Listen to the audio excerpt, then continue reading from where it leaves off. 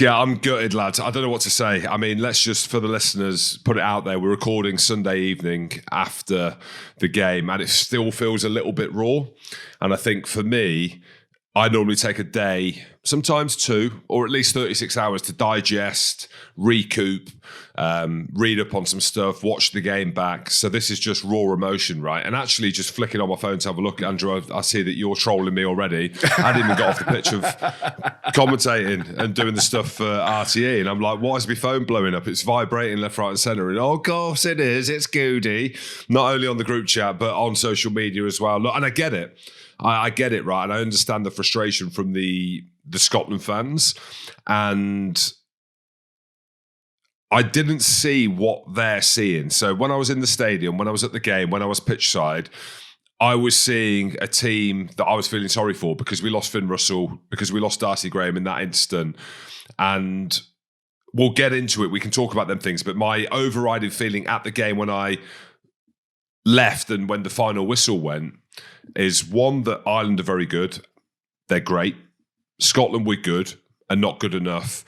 But what could have been if Finn and Darcy didn't go off? But then I've seen the stuff, a little bit of stuff on social media, and some of the fans weren't very happy after the game, that actually they just didn't think we fired any kind of shot and that we were error-strewn and we didn't turn up. And I get that as well, but that wasn't my initial feeling after the game, Goody, I'll be honest. So I need to go back and look at it on TV. I will.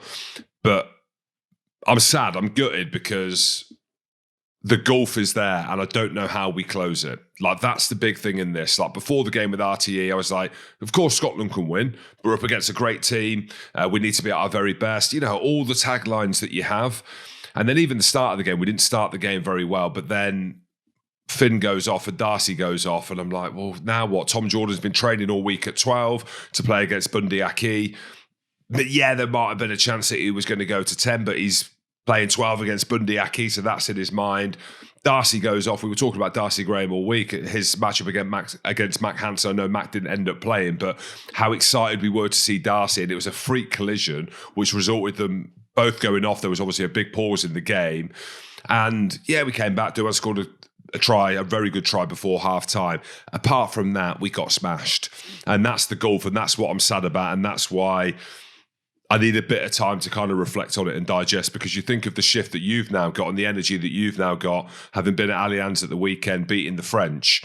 This is like a pivotal moment in the tournament, right? Because of the break, and then because it's week 3 after, and because Scotland needs to come down to England, and how it's flipped here. We were talking about how desperate England would have been. Like, where does Scotland go after such a, not a catastrophic, but such a big loss? The scoreline didn't do it justice, really. Ireland were a lot better than the scoreline reflects, 32 points to 18.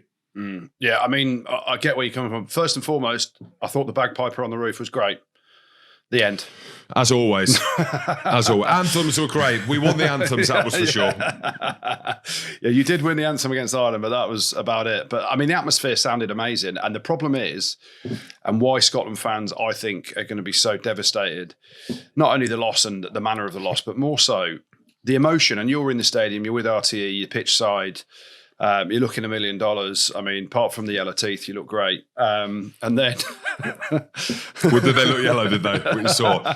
There's nothing I can do. Surely they can start pulling in some AI. Surely there's some AI filters they can start throwing about. Rugby Pod fans, we need to give a massive shout out to AG1 for sponsoring today's video. Did you know that AG1 has just become the official daily nutrition supplement partner to England Rugby?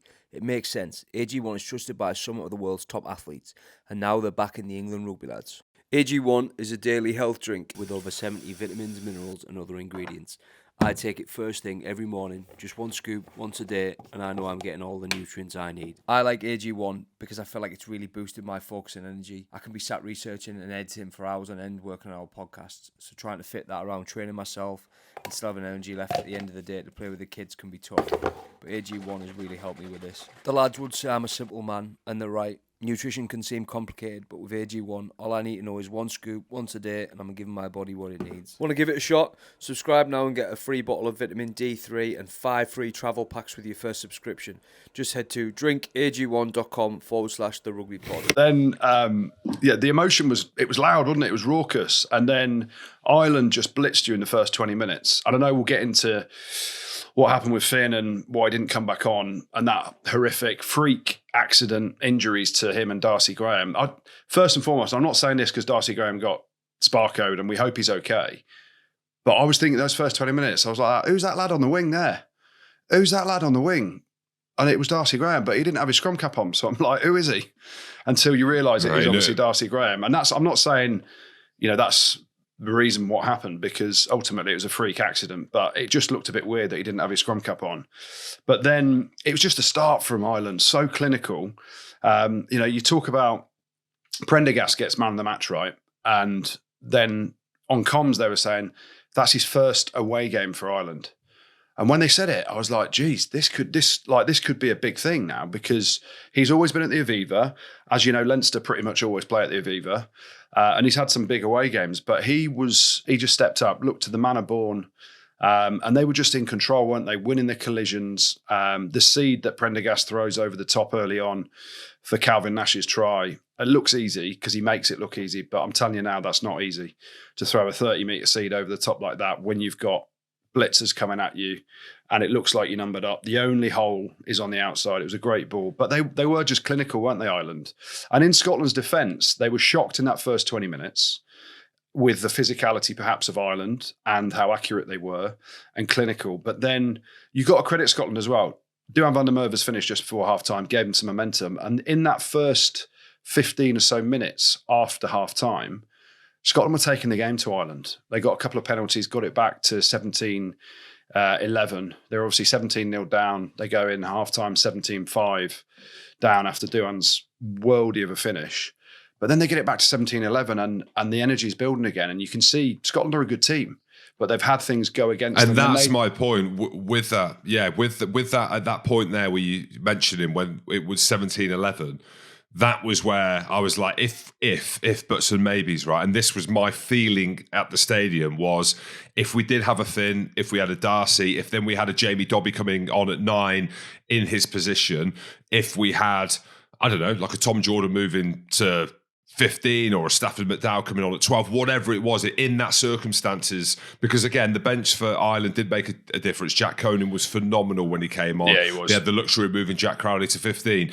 But that was the feeling in the stadium, was that 17-11 where Duhan scores just before half time. And this is what I said it on TV. I was like, Scotland need to come out and score first. Okay. And I know we got a couple of penalties or whatever, but I meant score a try first. And you can only do that really against a world-class team like Ireland with your 10 at 10. I know Tom Jordan's played for Glasgow, but mate, we ain't seen him internationally playing 10.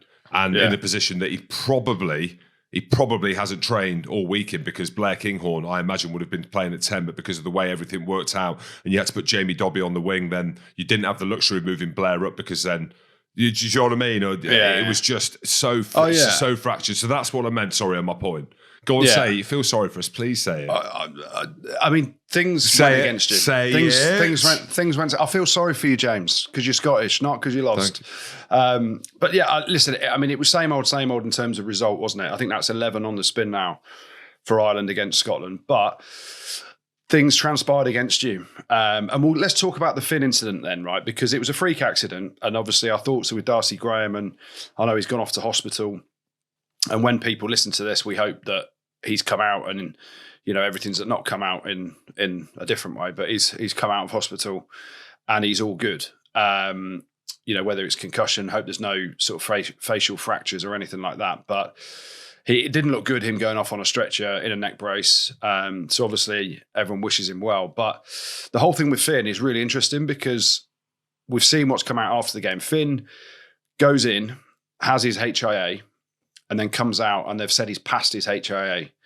But it was actually the Scotland doctor, from what I understand, that although the match doctor said you're okay to go back on, the Scotland doctor, and this is where you've got to give medical staff and especially the Scotland doctor. What's the Scotland doctor's name again, Jim? Jonathan Hansen, yeah, he's a legend, yeah. Okay, Jonathan Hansen, the Scottish doctor, needs a massive shout out, because the easy thing when someone's passed a HIA is to fire him back on the field and say, off you go, lad. But he's looked at Finn, and Finn's smiling on the sideline, as we know Finn does. And the doc said, nah, you ain't playing anymore. You're not right to go back on, even though you've passed your HIA. So I don't know whether there's something needs to be tweaked around the HIAs or whatever. But you've got to credit Jonathan Hansen, the doc, for looking into Finn's eyes and making that decision, because we've probably seen before many doctors have just gone, yeah, on you go. And Finn would have been probably saying, yeah, get me on, I'm fine. But now people are like, oh, Scotland could have won if we had Finn. But the right decision for Finn and his career and everything that goes with that, the future, is to not let him go back on. So massive shout out to the Scotland doctor as well. Yeah, 100%. And I saw there was a bit of confusion. There was a bit of hysteria around Finn come back in out of the...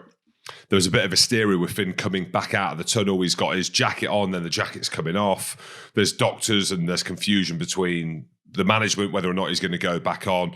And Doc came over straight away. And I know Dr. Hansen really well. He was when I broke my foot a few years ago, and he's helped me out with some thyroid stuff. He's a legend. He just straight no.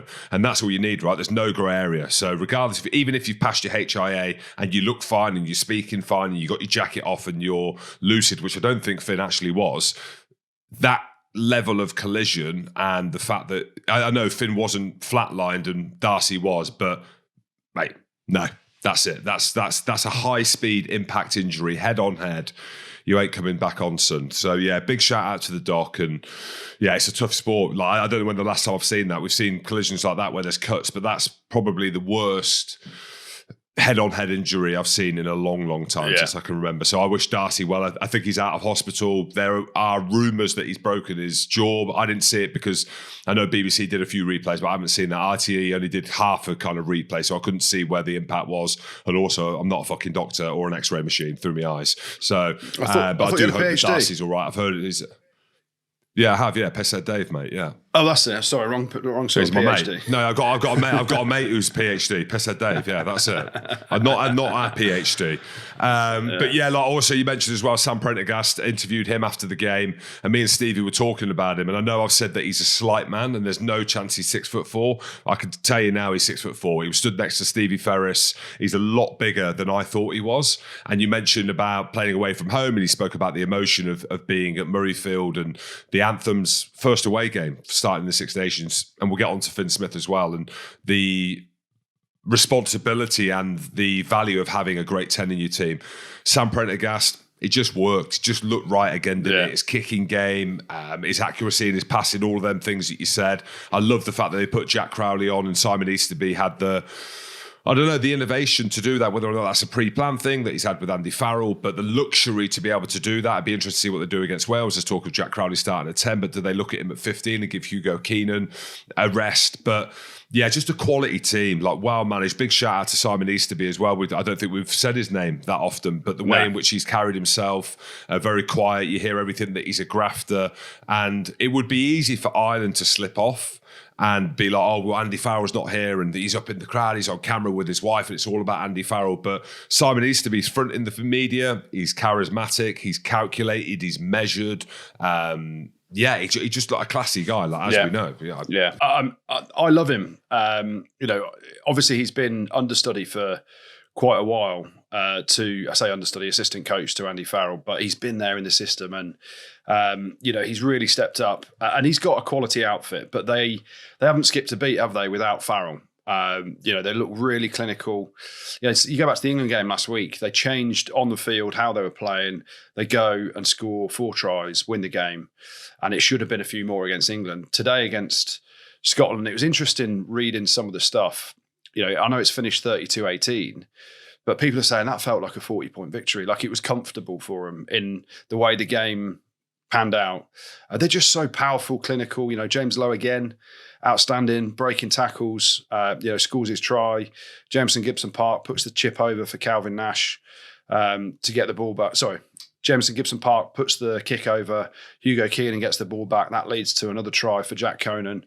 And they're just efficient, accurate, powerful, well-drilled, well-coached. They've obviously got a great vibe within the group. And, I called it. I said Grand Slam for Ireland potentially, and they've probably only got one more hurdle to get over without disrespecting Italy and Wales too much. But France at home, what a game that's going to be in a few weeks. Well, that was the one thing where Easterby did an interview after the game, and there was just too much humility. I'd love him to come out and say we're 50 points better than Wales, because they are, regardless of what team that they put out. And he was like, it's going to be a tough game.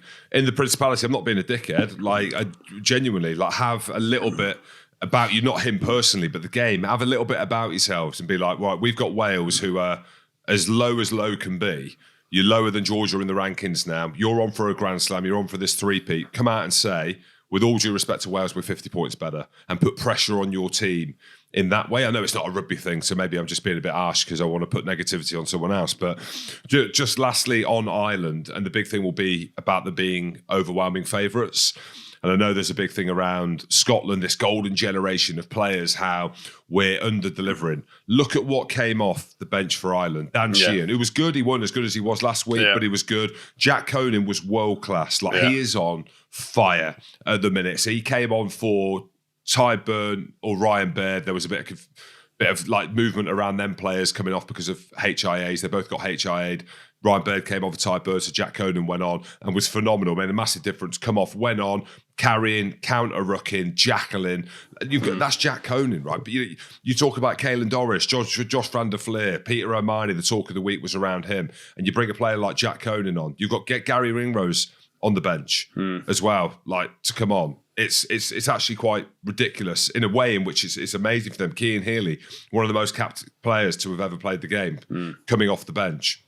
They've got an embarrassment of riches, and fair play to them. But how can you compete with that Scotland? So I understand that some people are like, how has this happened?